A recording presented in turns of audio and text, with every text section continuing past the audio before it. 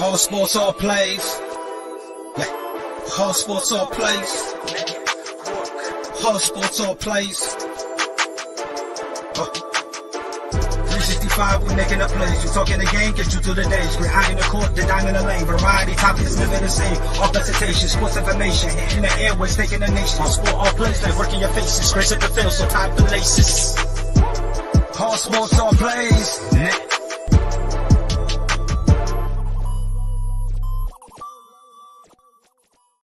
What is going on, everybody? This is Mike Hughes, and you're listening to Skytown and everything Chicago Sky related podcast. We are super excited for this episode today. I'm super excited about it. I'm ready to talk all the smack, ready to talk all about the game 2 in Wintrust Arena. What an amazing time. What an amazing experience. The Chicago Sky win game 2 to force game 3 in New York against the New York Liberty in the Bronx, which is going to be super exciting.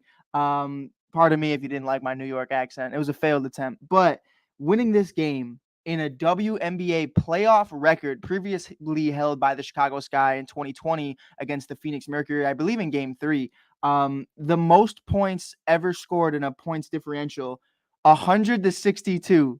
They completely bodied Sandy, Sabrina, and the New York Liberty. It was amazing. It was great. It was the exact way we expected this team to bounce back. It was super exciting. The energy there was phenomenal. Not to be off topic, but I also ran into Bad Bunny at the game. He was actually staying. I don't know if I'm supposed to say this. No, he's probably gone. He was at his concert last night. If you don't know, Bad Bunny was in town. He was staying at the Marriott Hotel across the street from Wintrust Arena, and I ran into Bad Bunny. Didn't even know it was Bad Bunny until somebody approached me and was like, "Yo, did you know you were just talking to Bad Bunny?" All I said was, "Hey, don't think I was having a full-blown conversation." But I ran into him outside of the arena, and it was kind of cool. After that, but outside of that, the game itself, it was phenomenal. But before we get into the game, we do have 2 pre-game interviews with Rebekah, Gardner, and Emma Meesseman, just kind of talking about, what they're going to take into this game and how they're going to approach it against individuals like Sabrina and Natasha Howard, which, really had everybody's number in game 1. That was one of the biggest issues. And we had a conversation with Rebekah. It went really well. And I do want you guys to know, obviously, the imaging in this one is a little different. I had to record it off my phone because it was a Zoom interview. It's not posted on the Sky's website, but it's just a post-practice interview. This was, I believe, 2 days ago, right before game 2. So with that being said, we did have a technical issue on the Sky's part of things, and we did lose Emma Meesseman for a second, but I hope you guys don't notice the difference, but we had a good laugh about it. But here is Rebekah Gardner in our interview, just talking with her about what she anticipates going into game 2, especially after a couple brutal calls by the refs, kind of indicating how this series is going to go. Recording in progress. We'll start with Mike first. Hey, Rebekah. Hey. When you look at your first matchup in the playoffs this year, obviously there are multiple matchups against her in the regular season, but for a playoff atmosphere, playing against Sabrina, what went through your mind that first matchup? How'd you think it went? I just, every time we play them, I just try to make everything as difficult as possible for her. It is the playoffs, so I made sure when I came in, I applied the pressure, immediately. Starting with the full court press to make her feel like I was there. And yeah, like I said, just to make everything as difficult as possible for her. And I saw your Instagram post about the call that was called a foul. But when you look back on that play, is there anything you would do different? And I'm not trying to get you in trouble here, but it looks like all ball. For you going into this game, are you going to play it a little bit differently knowing about the calls? I feel like you can't. I feel like, no. I think that, I do play aggressive defense, and sometimes there are going to be calls. I do think that, I think that sometimes because I play so aggressive, it can be viewed as a foul. So, I don't think I should change anything I'm doing because, just because, I feel like it disrupts Sabrina, and it disrupts not even Sabrina. I just try to disrupt the New York offense, whoever I'm guarding. So if I would do something differently, I would definitely say no. Thanks.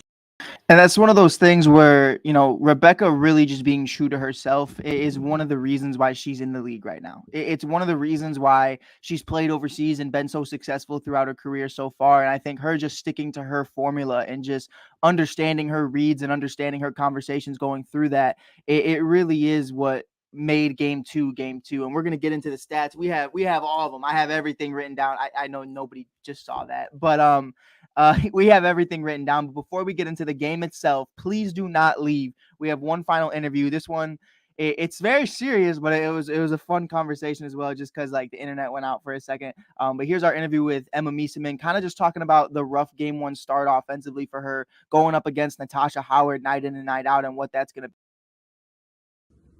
My cues. Hey Emma, when you look at Natasha Howard and how great she is defensively, what do you think you need to do to get going against her in that strong defensive-minded team in New York? I think we just have to keep moving. We can't just settle, and I think we kind of did that sometimes. And the more they have to move in defense, the easier it is to find easy shots.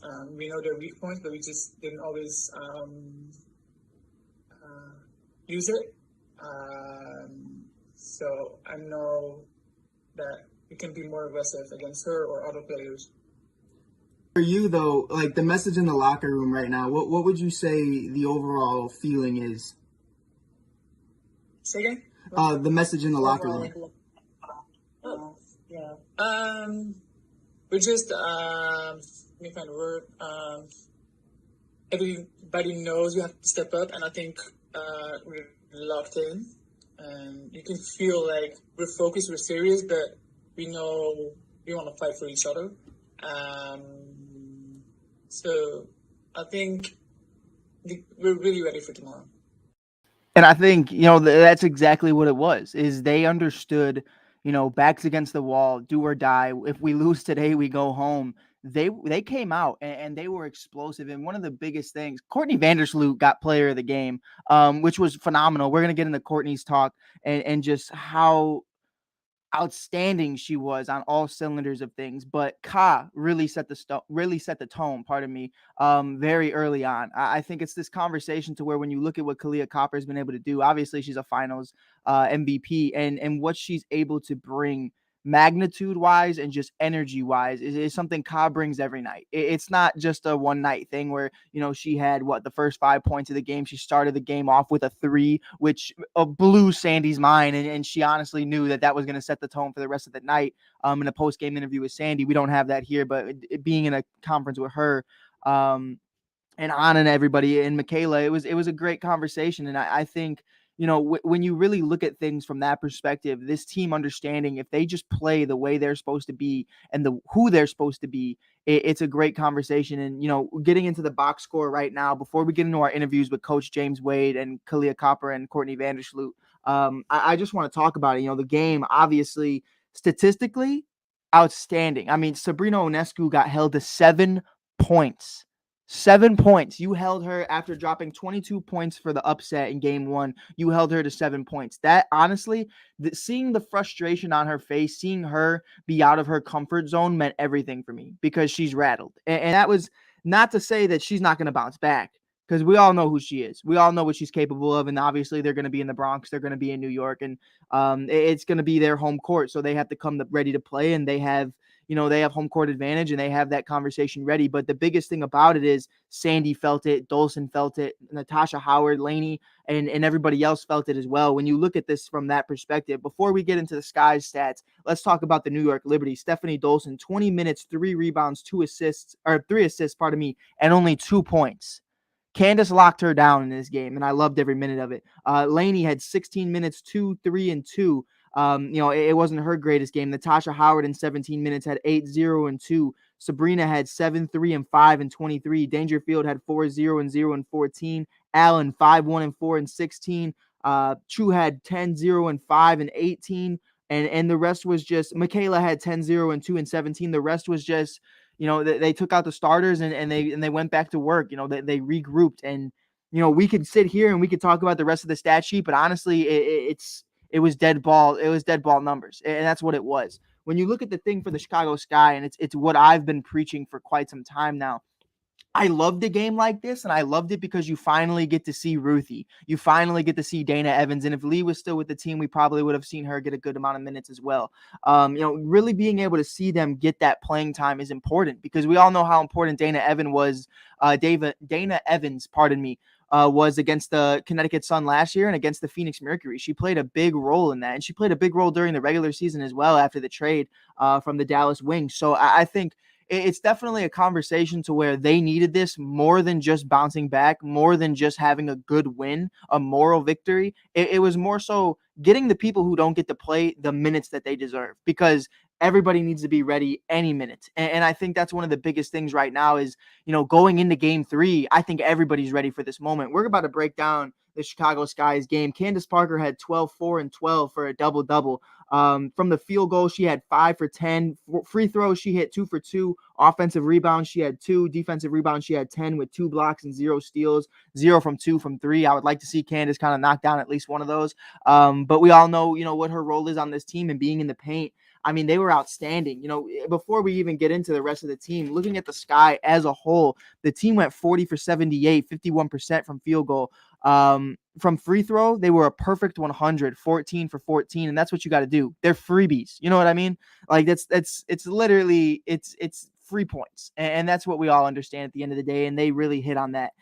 They kind of whiffed on that in game 1, and I think they really made up for that. From 3, they still went 6 for 22. They had shot from 27%. But as James Wade has said, this is not a 3-pointing team. This is not a 3-point shooting team. You know what I mean? Like it's not not that they can't do it, but they understand that this is a defensive first team and everything else, most of the time, 60% of those shots were in the paint. And that's what it is, so I think understanding that conversation and really just being who you need to be is super important. And they are not getting out of character. And I love that. They're shooting the amount of threes that they need to shoot a game. 6 for 22 is not, it's not out of the ordinary. Some people would say that, it's a bag shooting night for the Sky. Not really. You know what I mean? Like we don't shoot as many threes as everybody else in this league. We are driven in the paint. We are a great team from the perimeter, but it's just not our cup of tea. So, when you really look at it from that perspective, I think, this team played great. They played great ball. And to get into it, Emma Meesseman had a great back game going into this. You had 8, 4, and 6 with 24 minutes. She went 3 for 8 from the field goal, 2 for 2 from the free throw line, 3 offensive rebounds, 3 defensive rebounds, 0 blocks, and 1 steal. And from 3, she had 1. She went 0 for 1. So, it's this conversation to where Emma had a bounce back game. Offensively, she wasn't the greatest against not only Natasha Howard, but Stephanie Dolson. And I think that was just something that, they came to play hard. They were playing their asses off. And the Sky did the same thing. They kind of felt, Courtney Vandersloot said it, they played this game like it was a regular season game. And they can't do that again. They cannot do that again. Allie Quigley had 8, 8, and 1, 26 minutes. She was 2 for 3 from the field goal, 2 for 2 from the free throw line, and 2 for 3 from 3, which is the most important thing out of anybody. Because one of the biggest things about Allie, she had 1 defensive rebound, 2 steals, and 0 blocks. Allie was, and I've said this time and time again, I didn't want Allie on the bench because she was a liability. I wanted Allie on the bench because I felt like she was going to be able to get more shots up. She was going to be able to facilitate the ball more with Julie and Azare than anybody else. Seeing Allie be able to just lock into who she is and who we know she can be throws all of that conversation out the window. And honestly, the conversation was probably thrown out the window way beforehand.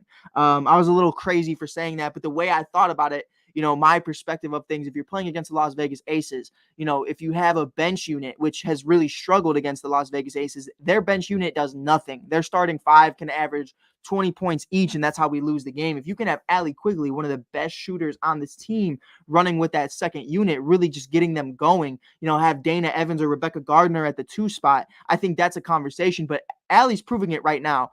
This is why you're starting. And it never was a conversation of getting Allie to the bench. It was more so, how can we make both units a huge threat?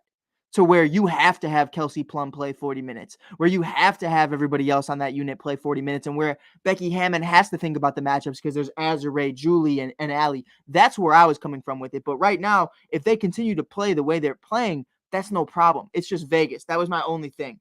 Vegas is that conversation where we just really can't figure them out yet because every game has felt kind of different. Courtney Vandersloot, player of the game, 16, 4, and 9, almost had the double-double. 24 minutes, 7 for 10 from field goal percentage.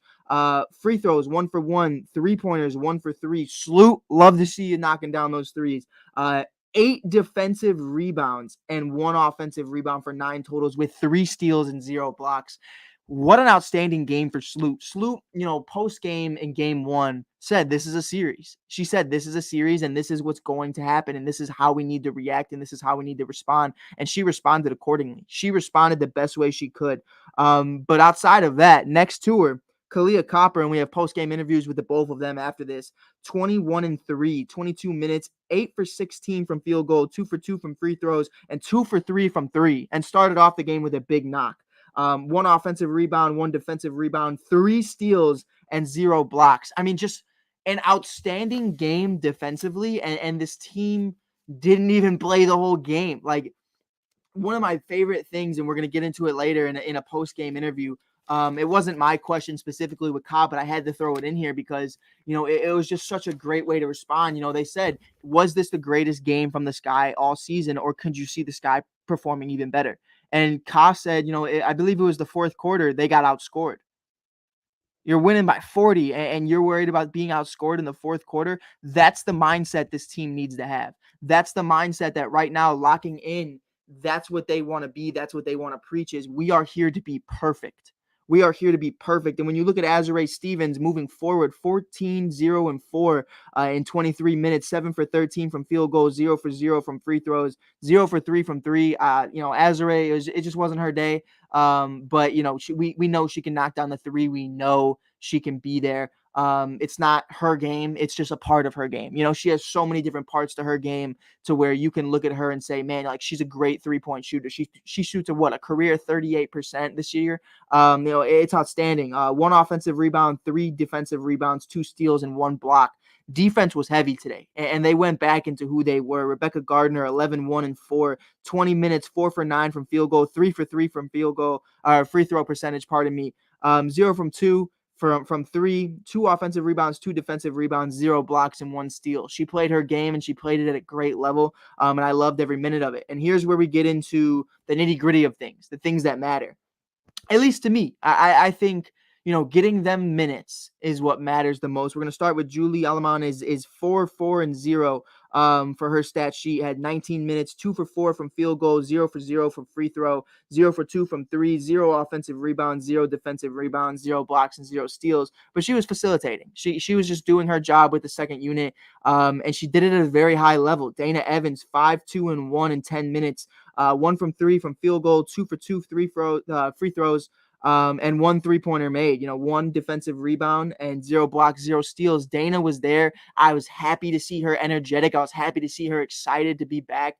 And it was a lot of fun. She didn't get the minutes that everybody expected her to potentially get.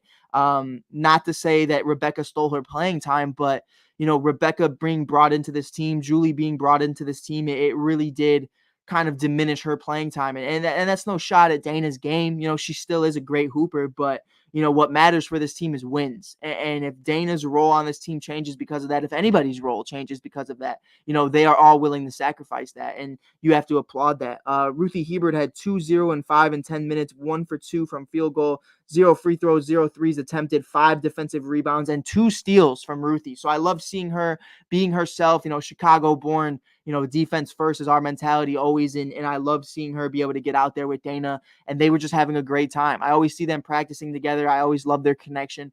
They're very close and very similar as individuals. Dana's from Indiana and, Ruthie being from Chicago, they're Midwest girls. And that's the kind of mindset for your bench is outstanding. You got the hard-nosed individuals who, grew up and knowing, what they need to do to be great. And they've, despite all odds, they are here and they are present and they are, meeting every expectation. So I love it. I love every single minute of it. But we do have a post-game interview here with James Wade, kind of talking about that, kind of talking about, what it's like coming back and kind of being the underdog, kind of, having your backs against the wall and still performing at such a high level. So here's my interview with James Wade, and then we'll have a follow-up interview. They're not my personal questions, but just great questions and great responses from Sloot and Ka that I think everybody's going to enjoy. Hey, Coach, when you look at last season, kind of the playoff, that a lot of the season was a dogfight just to get into the playoffs with health concerns and a lot of other things, and just being the underdogs. What is it about this team that when having their backs against the wall, they're just able to step up to the challenge? I think, it just shows our character, and it shows our experience and our level of talent, and how connected we are to each other. And, it's a lot to respond the way we responded today. I thought it was great. And we just have to continue to respond like that. And I think, that's the beauty of all of it. I think one of the biggest things that people missed after this game is, and I didn't actually put this in here, but James Wade and everybody from top to bottom, from Candace Parker all the way to Dana Evans and Ruthie Hebert, could not give a flying crap about, them making a WNBA playoff record, another accolade, throughout the 2022 season. They don't care.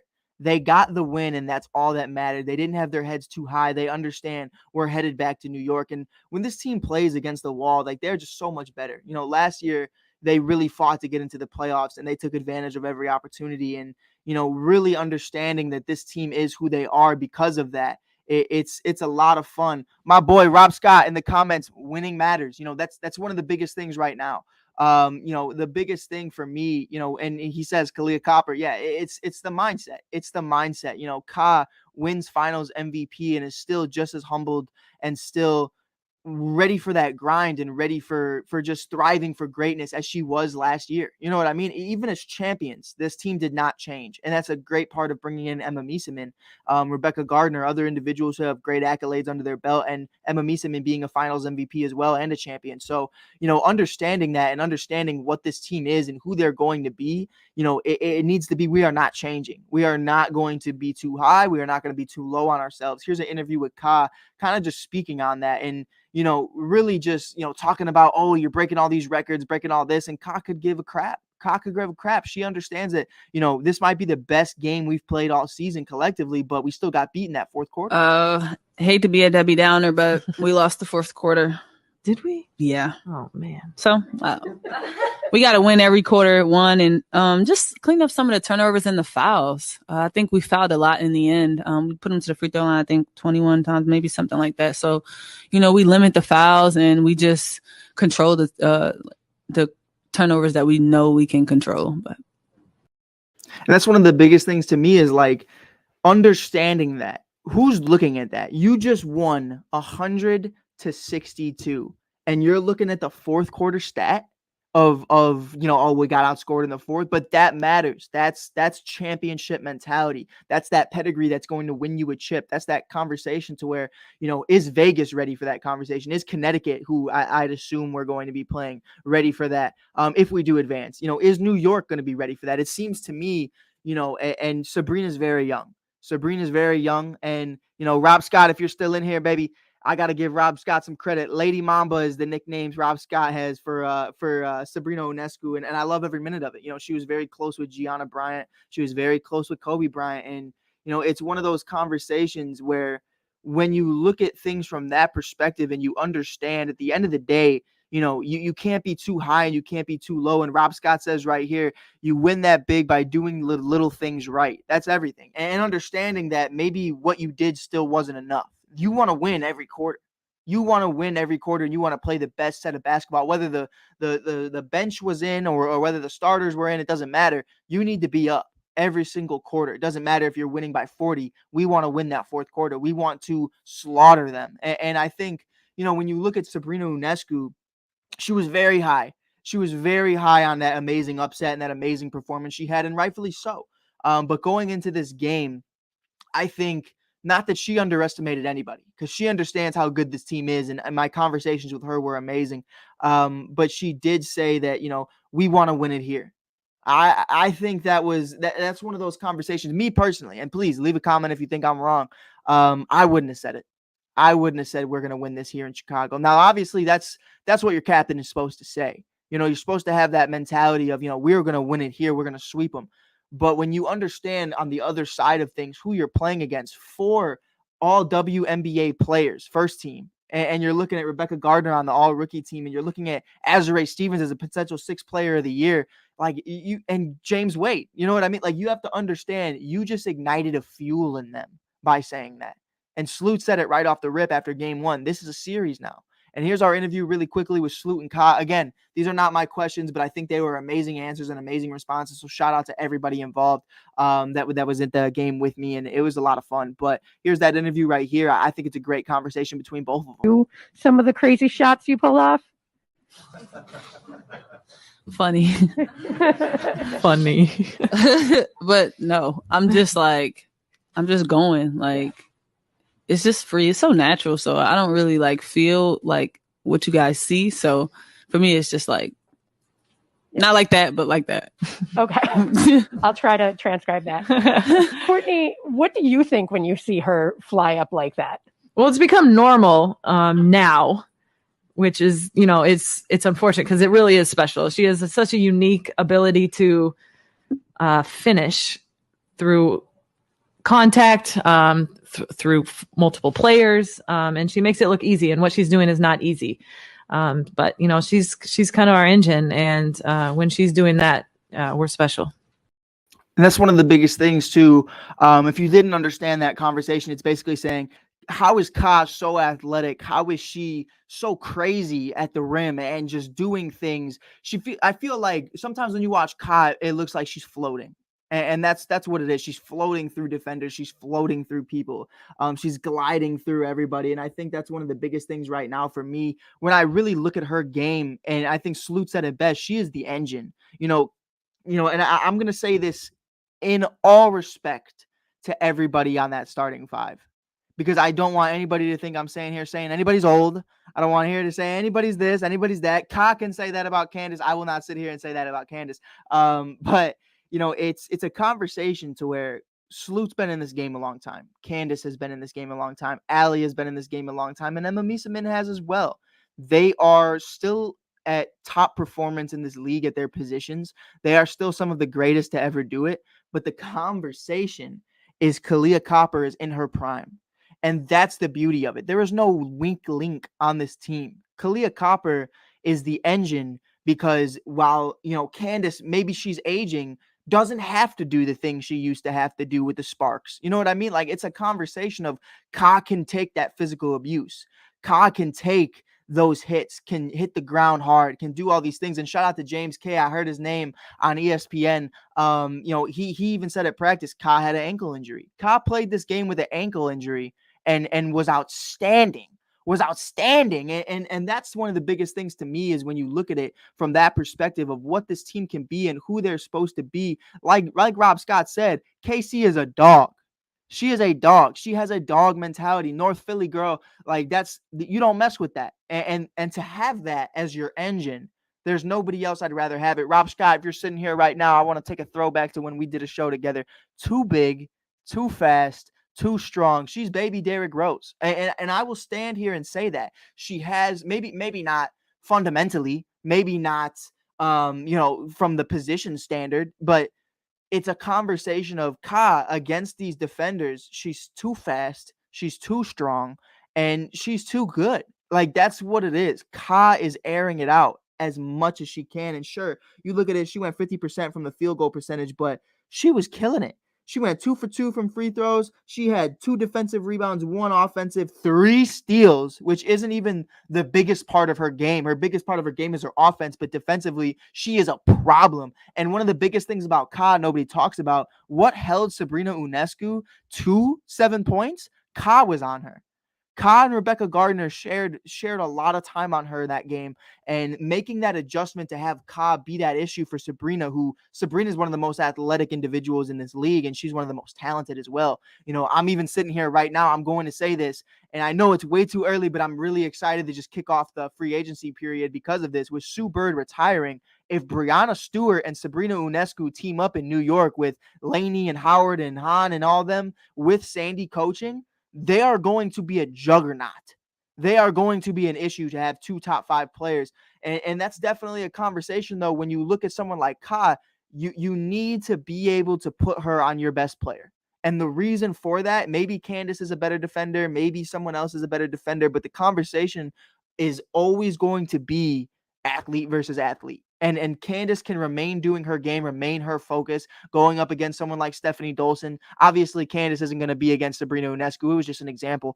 But having her be able to do that really takes the pressure off of someone like Allie Quigley, really takes the pressure off someone like Sloot, or even Emma Meesseman. So it's great. It's great to see Ka really take that, to heart and really understand, like, I'm okay with this challenge. Rob Scott's in the comments right now says, nah, CP3 is there to steer the ship. Ka is too good. 100%.